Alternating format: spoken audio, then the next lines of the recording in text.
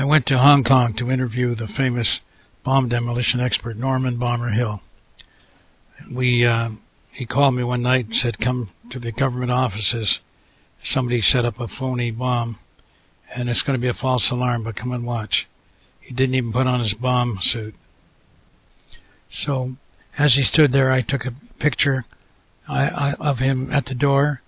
The next thing, my camera went off by itself, and the bomb had blown up. It was nitroglycerin that had been frozen and was stable, and that's how the people left it there in the door.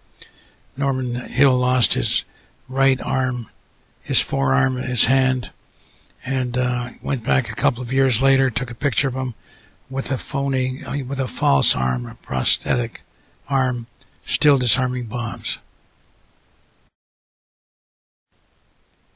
In 1972, the Ku Klux Klan was a fearsome organization in Texas, and black people were always complaining that policemen were in the Klan. No one ever believed them.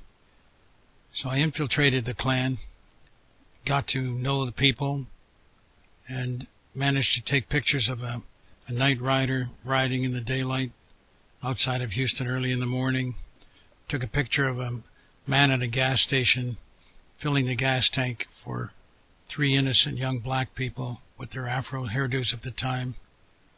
Louis Beam was America's most highly decorated Vietnam War hero, and he later became the Grand Wizard of the Ku Klux Klan. But the rest of the people were all destroyed by my story. The plight of Cuba has always been in my heart.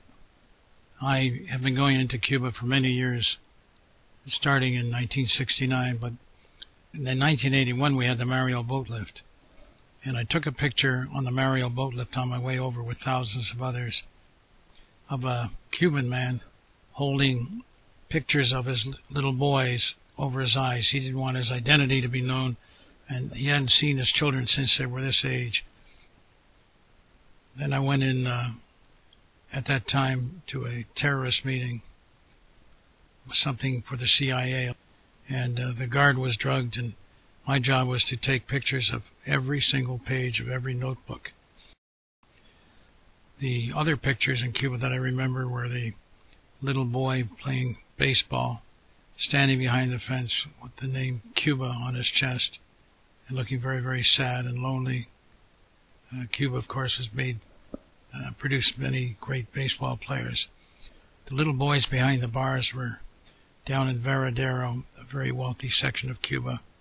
They were the smartest kids in Cuba, taken away from their parents and brought up as total pure communists. Those little boys are now the rulers of Cuba. Some 10 years later, I went to Ambato, Ecuador, into a prison cell at the top of a mountain, and got the only interview and photographs of modern history's worst serial killer, Pedro Alonso Lopez, who killed 350 young girls in Colombia, Ecuador, and Peru. He was released after 20 years because there's no death penalty in Ecuador. Police in those 3 countries now carry my pictures looking for him to see if he's killing young girls again.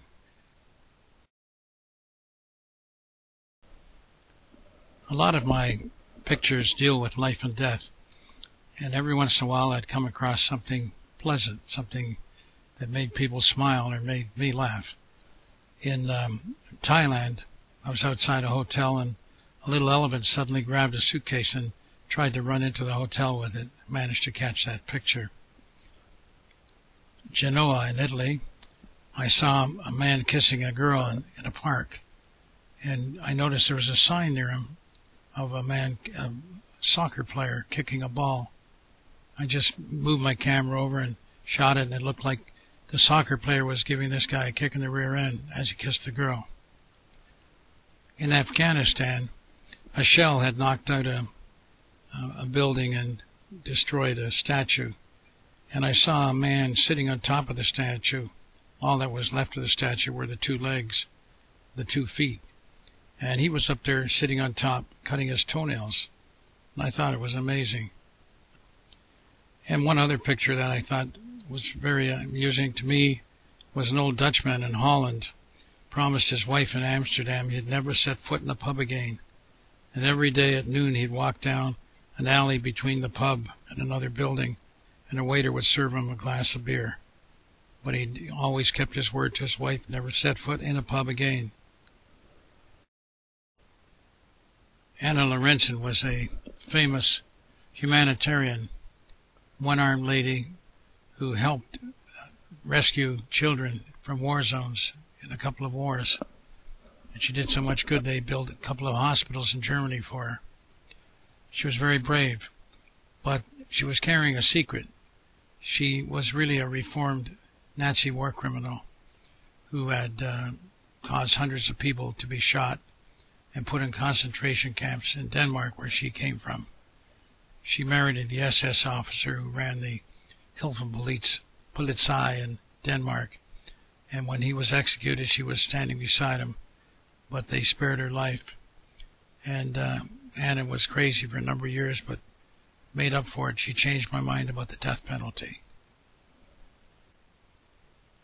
The most historic figure I ever met or knew was Hannah Reich, the great German test pilot who flew the V-1 rocket for Adolf Hitler in the Second World War.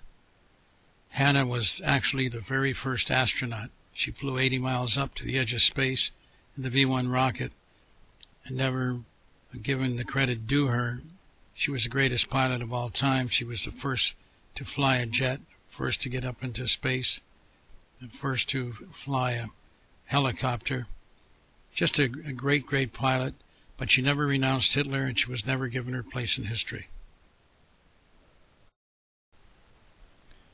Takeo Yoshikawa was the great Pearl Harbor spy who was responsible, in most part, for the deaths of 3,000 Americans at Pearl Harbor.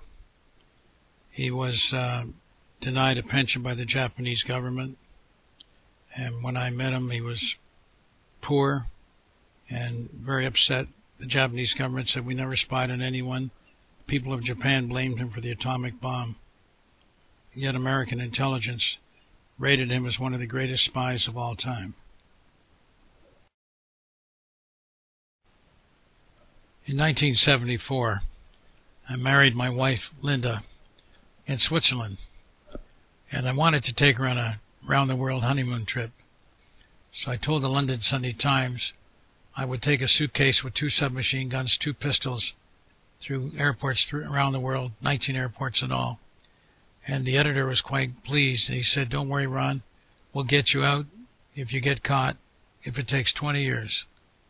But we did go around the world and made it safely.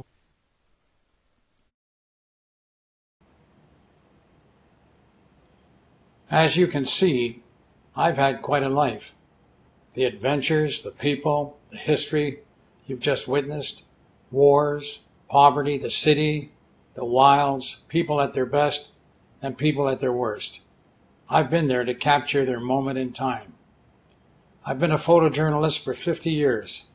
It is my purpose in life to let others see what I have seen.